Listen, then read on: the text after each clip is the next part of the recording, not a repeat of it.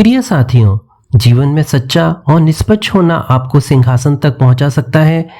आज हम एक ऐसी कहानी सुनाने जा रहे हैं जो आपको यह सोचने पर मजबूर कर देगी कि जीवन में सच्चा और निस्वार्थ होना कितना जरूरी है।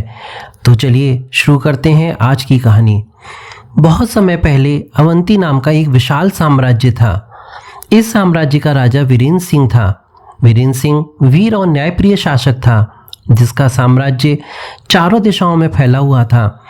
उसकी रानी का नाम था राजकुमारी स्वप्नलेखा, जो पड़ोसी राज्य की राजकुमारी होकर विवाह के पश्चात रानी बनी थी। साथियों, राजा का राज्य इतना विशाल था कि राजा अकेले सभी सीमाओं की सुरक्षा नहीं कर सकता था। इसलिए उसने निर्णय लिया कि एक महान प्रतियोगिता रखी जाएगी जिसमें देश विदेश के वीर भाग लेंगे। उनमें से केवल 3 श्रेष्ठ योद्धा चुने जाएंगे। साथियों, इस प्रतियोगिता में कई राजकुमार और सैनिक आए, परंतु अंत में 3 वीर चुने गए। आर्यवीर, उत्तरी प्रांत का वीर, तेजस्वी और ईमानदार। भानुसेन, दक्षिणी प्रांत का योद्धा, रण कौशल में प्रखर। चंद्रकेतु, मध्य भूमि का सैनिक परंतु महत्वाकांक्षी और चालाक। राजा ने आदेश दिया कि तीनों को अलग अलग युद्ध भूमि पर भेजा जाएगा। युद्ध के बाद 2 विजयी सेनापति राज्य के 2 प्रमुख भागों के सेनापति बनेंगे। साथियों, इसी बीच रानी स्वप्नलेखा के जीवन में एक शून्य था। वह निसंतान थी। राज्य में आवाजें उठने लगीं कि उत्तराधिकारी न होने से भविष्य में सत्ता का संकट आ सकता है। इसी कमजोरी का फायदा उठाकर सेनापति चंद्रकेतु ने रानी से निकटता बढ़ाई। पहले उसने केवल सहानुभूति जताई, फिर धीरे धीरे रानी को अपने प्रेम जाल में फंसा लिया। रानी अपने अकेलेपन और मातृत्व की चाह में हार गई और चंद्रकेतु से गर्भवती हो गई। साथियों, कुछ ही महीने बाद राजा को इस रहस्य का आभास हुआ। महल की दासियों और गुप्तचर विभाग ने उसे यह खबर दी कि रानी का गर्भ किसी देव यज्ञ से नहीं बल्कि सेनापति के षड्यंत्र से है। राजा भीतर से टूट गया।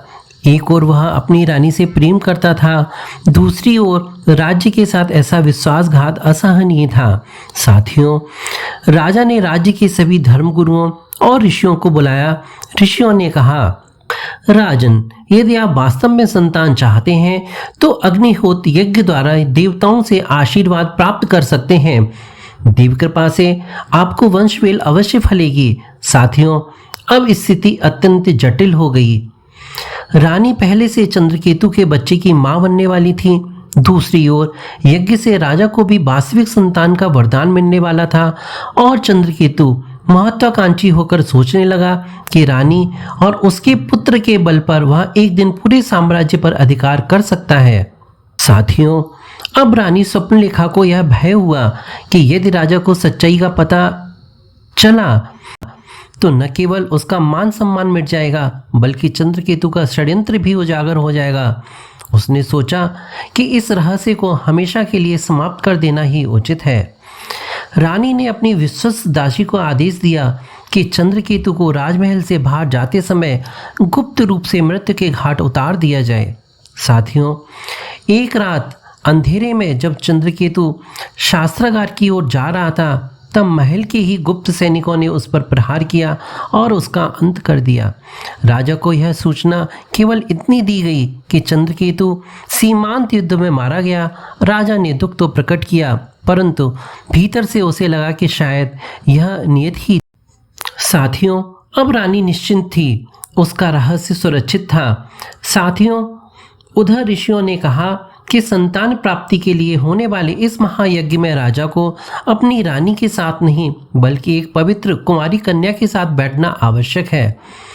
अब संकट था। रानी स्वप्नलेखा तो पहले से ही गर्भवती थी, इसलिए उसने राजा को समझाया, स्वामी, यह देवों की आज्ञा है। इस यज्ञ में आपके साथ बैठने के लिए मैं स्वयं योग्य नहीं हूँ, परंतु चिंता मत कीजिए, मैं आपके लिए एक ऐसी कन्या लाऊंगी जो पवित्र, तपस्विनी और अद्वितीय होगी।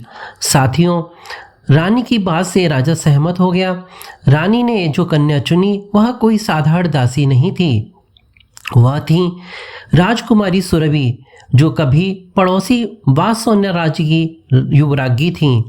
वर्षों पहले जब वासोना राज्य युद्ध में पराजित हुआ था, तब उसे बंदी बनाकर महल में दासी बना दिया गया था, लेकिन यह रहस्य केवल रानी जानती थी। दुनिया की नज़र में वह साधारण दासी थी, परंतु वास्तव में वह अद्भुत रूपवती और सभी युद्ध कला व शास्त्र ज्ञान में निपुण राजकुमारी थी। साथियों, राजा वीरेंद्र सिंह को इस सत्य का तनिक भी आभास न था। उसने उसे केवल एक दासी समझा था, पर रानी के सुझाव पर विश्वास करके उसे यज्ञ में अपने साथ बैठाया। साथियों, यज्ञ संपन्न हुआ। अग्निदेव प्रसन्न हुए और आशीर्वाद दिया, हे राजन, इस कन्या के साथ किए गए यज्ञ से तुम्हें एक दिव्य संतान की प्राप्ति होगी, जो भविष्य में राज्य का उत्तराधिकारी बनेगा। यह वचन सुनकर रानी के हृदय में भय और ईर्ष्या दोनों उमड़ पड़ी। उसके गर्भ में पहले से ही चंद्रकेतु का संतान पल रहा था और यह वेगी से राजा को भी वास्तविक उत्तराधिकारी मिलने वाला था। साथियों, रानी जानती थी कि उसके गर्भ में पुत्र अवैध है, परंतु वह उसे ही उत्तराधिकारी बनाना चाहती थी। राजा अनजाने में उस दासी राजकुमारी सुरभि से जुड़ गया है, जिसका एक दिव्य संतान जन्म लेने वाली है। कल तक रानी स्वप्नलेखा जिस दासी सुरभि को अपनी विश्वास पात्र मानती थी, आज वह उसकी सबसे बड़ी प्रतिद्वंदी बन चुकी थी। साथियों, कारण स्पष्ट था। अब सुरभि केवल दासी नहीं, बल्कि भावी उत्तराधिकारी की जननी थी। राजा वीरेंद्र सिंह ने यज्ञ के बाद सुरभि को महल के भीतर एक अलग कक्ष देने का आदेश दिया। उसने कहा, यह कन्या अब कोई साधारण दासी नहीं रही, इसके गर्भ में मेरा उत्तराधिकारी पल रहा है। इसे महल के भीतर राजसी संरक्षण दिया जाए। साथियों, राजा स्वयं भी समय समय पर उसके कक्ष में जाता, उसकी कुशल क्षेम पूछता और यह सुनिश्चित करता कि उसे किसी प्रकार की असुविधा न हो। साथियों, सुरभि सचमुच अप्रतिम सौंदर्य की मल्लिका थी। उसका सौंदर्य महल की रानियों को भी फीका कर देता था। फिर भी राजा वीरेंद्र सिंह का हृदय केवल अपनी रानी स्वप्नलेखा के लिए धड़कता था। वह सुरभि के पास जब भी जाता, केवल कर्तव्य और पुत्र प्राप्ति की चाह से जाता।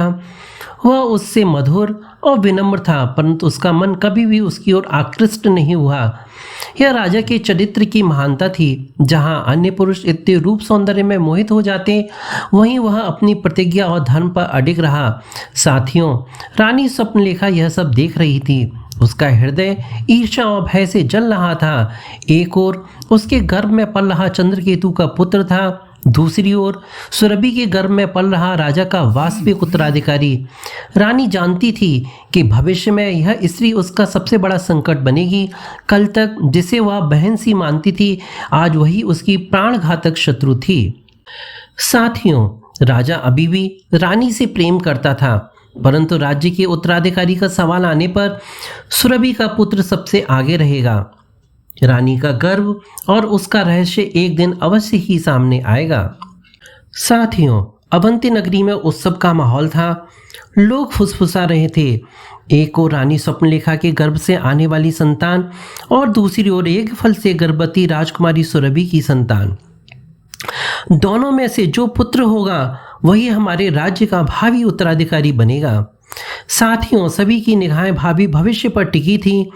सम्राट वीरेंद्र सिंह भी भीतर से बहुत उत्साहित थे, यद्यपि उनका मन केवल धर्म और न्याय पर स्थिर था। साथियों, इसी बीच दरबार में एक बड़ा खुलासा हुआ। गुप्तचरों ने पकड़े गए कुछ कैदियों को राजा के सामने लाया। ये वही लोग थे जिन्होंने सेनापति चंद्रकेतु की हत्या की थी। राजा को बताया गया, महाराज, ये लोग रानी स्वप्नलेखा द्वारा गुप्त रूप से बुलाए गए सैनिक हैं। इन्हीं के माध्यम से षड्यंत्र रचकर चंद्रकेतु का वध कराया गया था। साथियों, राजा के हृदय में हलचल मच गई। वह जानता था कि चंद्रकेतु महत्वाकांक्षी था, लेकिन उसका अंत षड्यंत्र से होना न्याय नहीं था। साथियों, राजा ने 10 षड्यंत्रकारियों को कठोर दंड दिया। उसने घोषणा की, तुम सबको आजीवन कारावास की सजा दी जाती है। तुम्हें राज्य के सुदूर इलाकों में भेज दिया जाएगा, जहां तुम मृत्यु पर्यंत श्रम करोगे। सैनिकों को बंधन में ले जाया गया। इन्हीं में एक स्त्री भी थी, सांवली सी, बड़े बड़े नयन और चेहरे पर अजीब सा आत्मविश्वास। वह अन्य कैदियों की तरह भयभीत नहीं थी। उसके हाव भाव किसी राजकुमारी की भांति थे, मानो वह परिस्थिति से दमने वाली न हो। राजा वीरेंद्र सिंह का ध्यान उसी पर ठहर गया।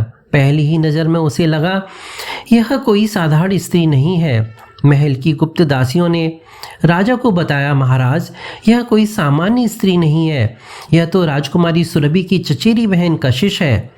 जब वासोना राज्य युद्ध में पराजित हुआ था तब यह भी बंदी बन गई थी, परंतु चतुराई से इसे रानी स्वप्नलेखा ने अपने षड्यंत्रों में दासी बनाकर प्रयोग किया। साथियों, राजा स्तब्ध रह गया। यानी जिस स्त्री पर उसका मन ठहर रहा था वह भी पराजित राज्य की राजकुमारी थी। उसका आत्मविश्वास और निडरता अब राजा को और भी गहरे आकर्षण में ले आई। साथियों, अब स्थिति और भी उलझ गई। रानी स्वप्नलेखा, जिसके गर्भ में षड्यंत्र से जन्म लेने वाला पुत्र है, राजकुमारी सुरभि यज्ञफल से गर्भवती और राज्य की भावी उत्तराधिकारी की जननी राजकुमारी कशिश कैदियों में मिली, परंतु उसकी सुंदरता और आत्मबल ने राजा का ध्यान खींच लिया है। साथियों, सम्राट वीरेंद्र सिंह न्यायप्रिय और चतुर था। समय बीतने के साथ उसने गुप्तचरों ने सब सच का पर्दाफाश कर दिया। सेनापति चंद्रकेतु की हत्या युद्ध भूमि पर नहीं हुई थी, बल्कि रानी स्वप्नलेखा के षड्यंत्र से करवाई गई थी। जिन सैनिकों को दोषी ठहराया गया था वे उसी के आदेश पर आए थे, और सबसे बड़ा रहस्य, रानी का गर्भ वास्तव में चंद्रकेतु की संतान का था, न कि राजा का। राजा भीतर से टूट गया। उसके लिए यह केवल विश्वासघात नहीं बल्कि सिंहासन के साथ विश्वासघात था।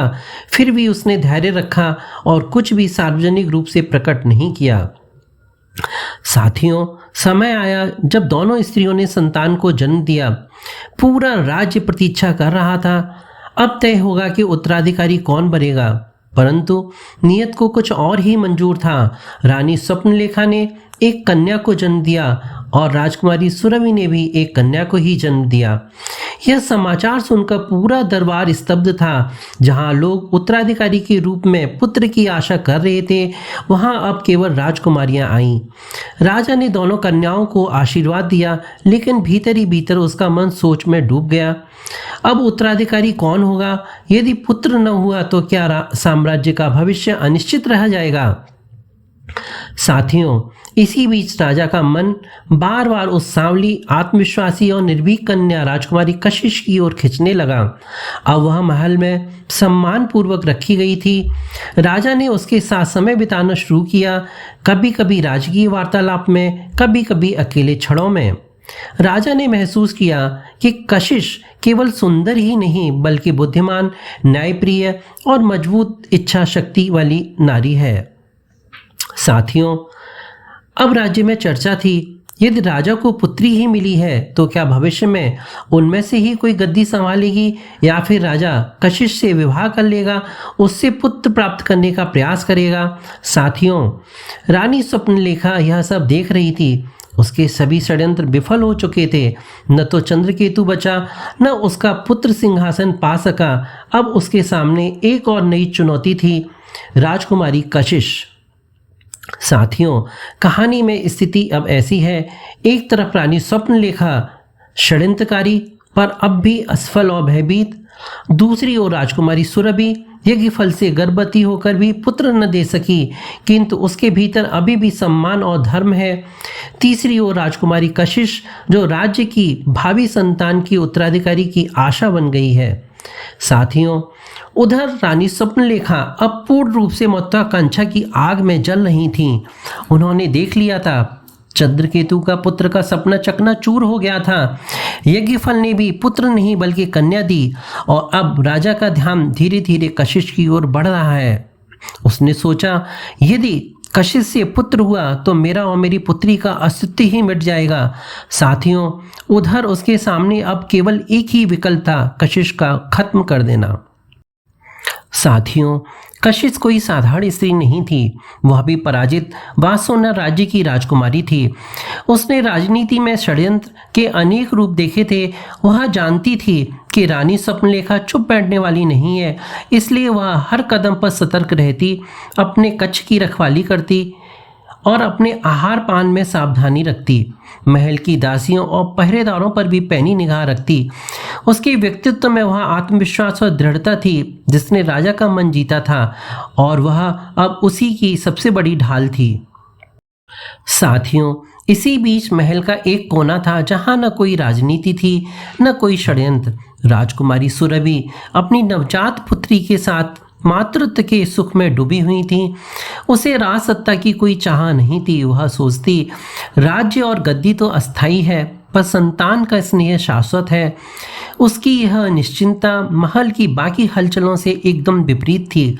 साथियों, अब महल 3 हिस्सों में बटा हुआ था। एक तरफ रानी स्वप्नलेखा, जो षड्यंत्र रच रही थी कि किसी भी तरह कशिश की और उसकी संतान का मार्ग रोका जाए। दूसरी ओर राजकुमारी कशिश, जो जानती थी उसके खिलाफ विष बोया जा रहा है, वह हरदम चौकन्नी थी।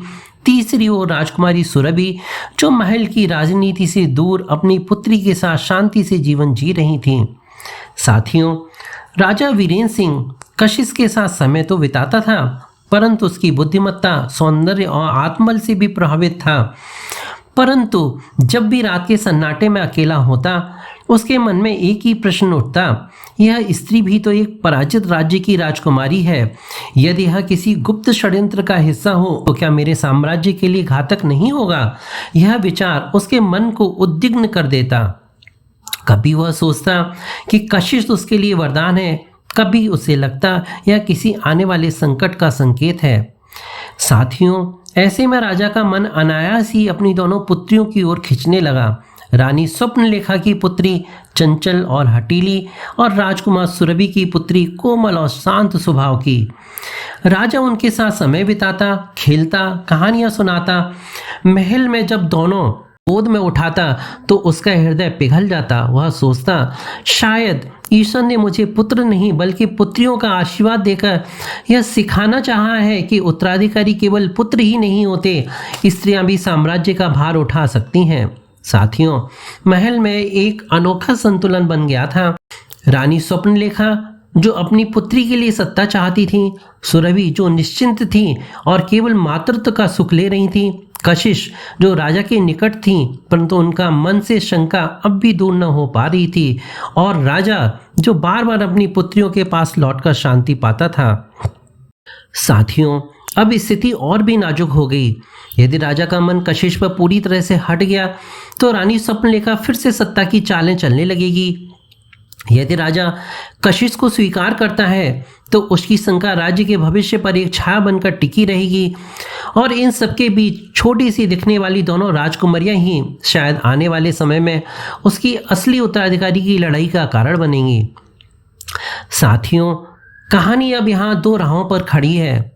क्या राजा कशिश को परखने के लिए कोई गुप्त परीक्षा या कार्य देता है, या रानी स्वप्नलेखा राजा की पुत्रियों के बढ़ते स्नेह को देखकर नया षड्यंत्र रचती है? साथियों, इसी बीच पड़ोसी राज्य के आक्रमण ने अवंती साम्राज्य की नींव हिला दी। सेनापति चंद्रकेतु पहले ही षड्यंत्र का शिकार हो चुका था। दूसरा सेनापति भी रणभूमि में वीरगति को प्राप्त हुआ। राजा ने स्वयं युद्धभूमि में कमान संभाली, परंतु विजय न मिली। राज्य का एक बड़ा हिस्सा खो गया, हजारों सैनिकों बलिदान हो गए और खजाने खाली हो गए। राजा वीरेंद्र सिंह अब दिन रात चिंता में डूबे रहने लगे। मैं अपने साम्राज्य का और प्रजा को सुरक्षित न रख पाया। क्या यही मेरा राजधर्म की विफलता है? और उसका मन अंदर ही अंदर टूटने लगा। इसी बीच एक दिन राजा महल के प्रांगण से गुजर रहे थे। वहां उन्होंने देखा एक स्त्री तलवार और धनुष के साथ युद्धाभ्यास कर रही है। उसके वार इतने तेज थे कि कोई भी प्रशिक्षित योद्धा भी पीछे हट जाए। उसका चेहरा चमक रहा था और उसकी आंखों में अद्भुत आत्मविश्वास था। राजा कुछ क्षण तो देखते ही रह गए, फिर उन्होंने जब ध्यान से देखा तो दंग रह गए। वह स्त्री कोई और नहीं बल्कि राजकुमारी सुरभि थी। वही सुरभि जिन्होंने अब तक केवल एक शांत, निश्चिंत, मातृत्व में डूबी हुई नारी समझता था। राजा के मन में अचरज और शांति का संगम हुआ और सोचने लगा, यह राजकुमारी केवल मातृत्व और कोमलता की प्रतिमूर्ति ही नहीं बल्कि युद्ध कला में भी निपुण है। उसी क्षण राजा ने पहली बार यह अनुभव किया साम्राज्य की रक्षा केवल पुरुषों के हाथ में ही नहीं बल्कि योग्य स्त्रियों के हाथों में भी हो सकती है। सुरभि ने राजा की ओर देखा और गंभीर स्वर में कहा, महाराज, यदि समय मांगे तो मैं भी आपके साथ रणभूमि में उतरने को तैयार हूँ। अपने प्राण देकर भी मैं इस राज्य की रक्षा करूंगी। राजा के हृदय में जैसे एक नई आशा का दीपक जल उठा। जहां अब तक वह अकेला और टूटा हुआ महसूस कर रहा था, वहीं अब उसे सुरभि का रूप देखकर लगा, शायद मेरी लड़ाई अभी खत्म नहीं हुई है। साथियों, अब स्थिति ऐसी थी, रानी स्वप्नलेखा कशिश को हटाने के षड्यंत्र में व्यस्त। राजकुमारी कशिश कभी भी राजा के पास है, परंतु उसकी वफादारी पर संदेह बना हुआ है। राजकुमारी सुरभि अब अपने योद्धा के रूप में सामने आई हैं, जिसने राजा के मन में नई ऊर्जा और शांति भर दी है। साथियों, राजा वीरेंद्र सिंह हृदय का सच्चा और नेक था। सुरभि की सुंदरता ने उसे कभी आकर्षित नहीं किया, परंतु उसके स्वभाव, युद्ध कौशल और चतुराई ने राजा का मन जीत लिया। राजा ने सुरभि से कहा, यदि तुम अपने शौर्य से मेरा खोया हुआ राज्य वापस दिला दो तो मैं तुम्हें अपनी महारानी का पद दूंगा। उधर रानी स्वप्नलेखा ईर्ष्या और महत्वाकांक्षा में डूबी हुई थी। उन्होंने क्रूरता में आकर कशिश की हत्या करवा दी। जब यह समाचार राजा को मिला तो उसका हृदय विदीर्ण हो गया। उसने रानी स्वप्नलेखा को कठोर दंड देते हुए कारावास में डाल दिया, परंतु बाद में पितृत्व के भाव से उसने उसे क्षमा किया और उसकी पुत्री को उसके साथ भेज दिया। साथियों, राजकुमारी सुरभि ने राजा के साथ युद्ध का बिगुल बजाया। उसकी तलवार की धार और रणनीति ने शत्रुओं को परास्त कर दिया। राज्य का खोया हुआ हिस्सा पुनः अवंती साम्राज्य में लौट आया। राजा ने अपना वचन निभाया और राजकुमारी सुरभि को महारानी बनाया। साथियों, समय बीता। रानी सुरभि से राजा को 2 पुत्र प्राप्त हुए। बड़े पुत्र को उत्तरी राज्य का अधिपति बनाया, छोटे पुत्र को दक्षिणी राज्य सौंपा। साथियों, राजा ने सबसे बड़ा निर्णय तब लिया जब उसने अपनी वास्तविक उत्तराधिकारी के रूप में उस पुत्री को चुना जो यज्ञ के प्रभाव से सुरभि की कोख से उत्पन्न हुई थी।